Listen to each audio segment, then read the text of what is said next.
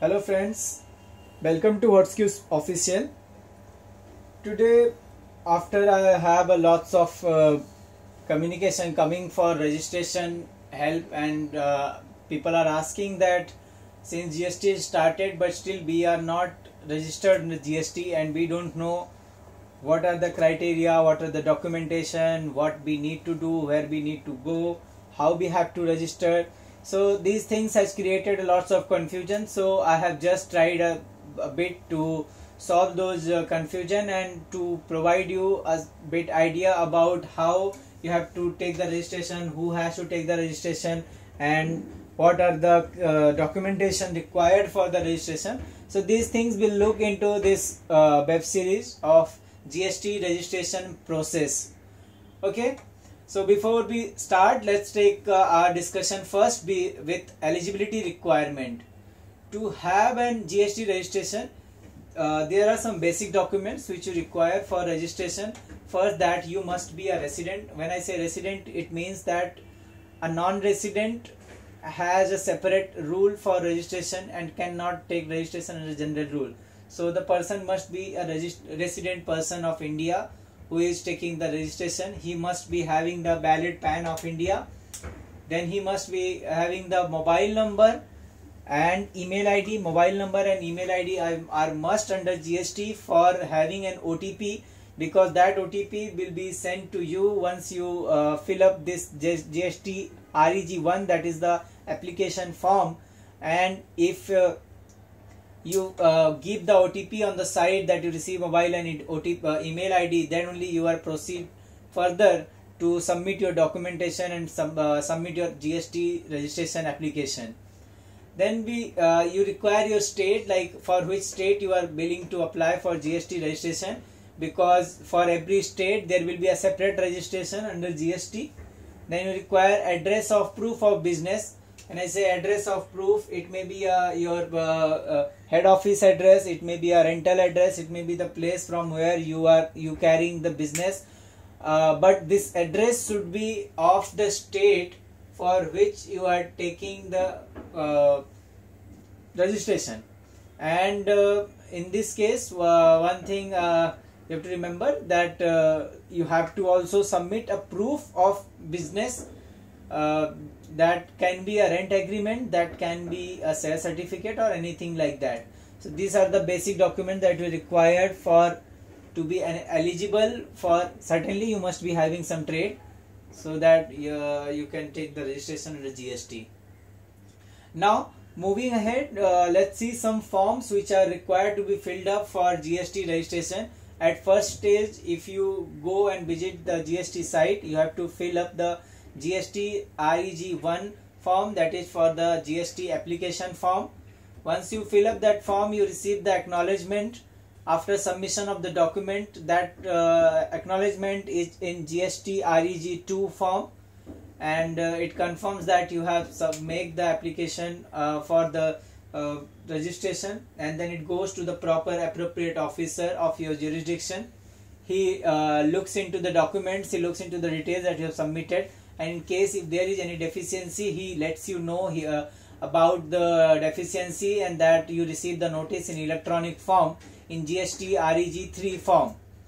And this notice must be sent between 7 days from this acknowledgement day for the deficiency. And once you receive this notice, you get 7 days time to reply to the deficiency with the appropriate document, and that also you have to submit electronically on GSTN portal by GST REG4 form.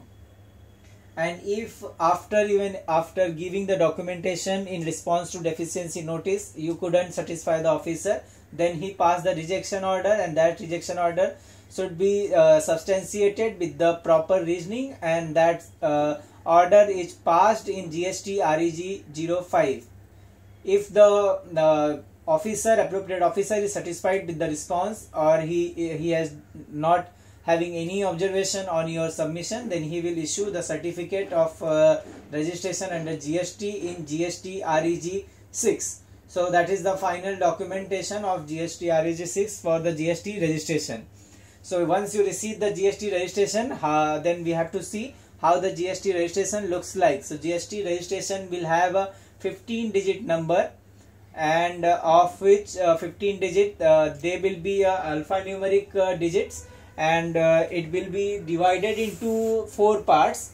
First 2 character of the any GST number, let's say take example, will be of 27.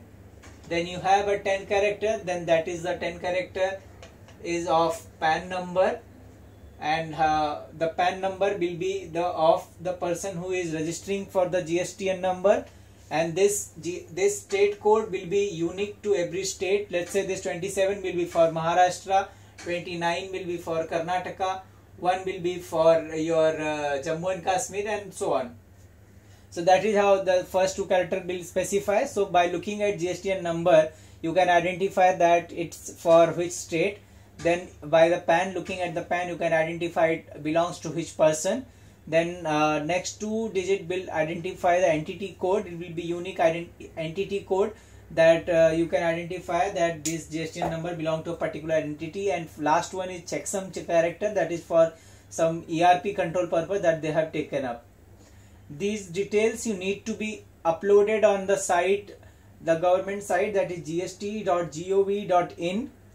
And once you visit the gst.gov.in, before filling these details, earlier registration process, the people who are having already registration under existing VAT or service tax, they are already issued provisional VAT, provisional ID and password, and so they don't have to fill this GST RAG1. So they have already given provisional ID and OTP number.